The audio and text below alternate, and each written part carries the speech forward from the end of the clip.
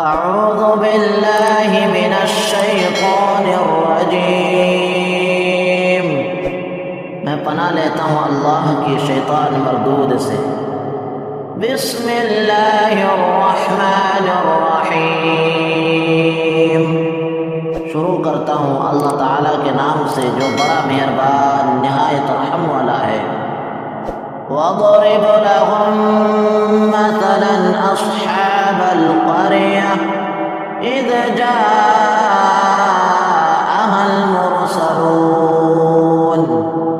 اور آپ ان کے سامنے ایک مثال یعنی ایک بستی والوں کی مثال اس وقت کا بیان کیجیے جبکہ اس بستی میں کئی رسول آئے۔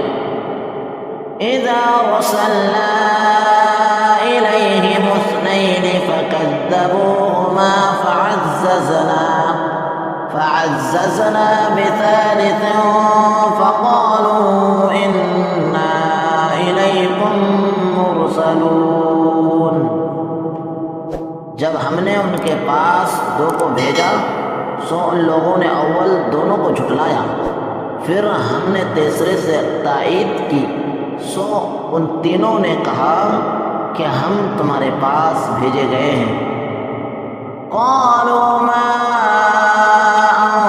انتم الا بشر مثلنا وما انزل الرحمن من شيء ان انتم الا تکذبون، ان لوگوں نے کہا کہ تم تو ہماری طرح معمولی آدمی ہو اور رحمان نے کوئی چیز نازل نہیں کی، تم جھوٹ بولتے ہو۔ قالوا ربنا يعلم انا الیکم لمرسلون، ان رسولوں نے کہا ہمارا پروردگار جانتا ہے کہ بے شک ہم تمہارے پاس بھیجے گئے ہیں۔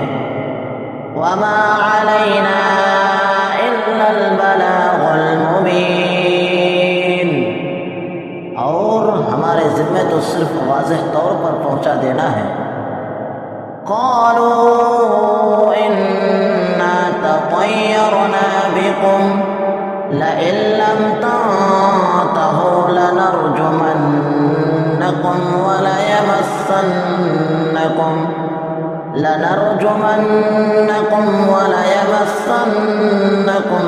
منا عذاب علیم، انہوں نے کہا کہ ہم تو تم کو منحوس سمجھتے ہیں، اگر تم باز نہ آئے تو ہم پتھروں سے تمہارا کام تمام کر دیں گے اور تم کو ہماری طرف سے سخت تکلیف پہنچے گی۔ قالوا طائركم معكم أئن ذكرتم بل أنتم قوم مسرفون، ان رسولوں نے کہا کہ تمہاری نحوست تمہارے ساتھ ہی لگی ہوئی ہے، کیا اس کو نحوست سمجھتے ہو کہ تم کو نصیحت کی جائے بلکہ تم حد سے نکل جانے والے لوگ ہو۔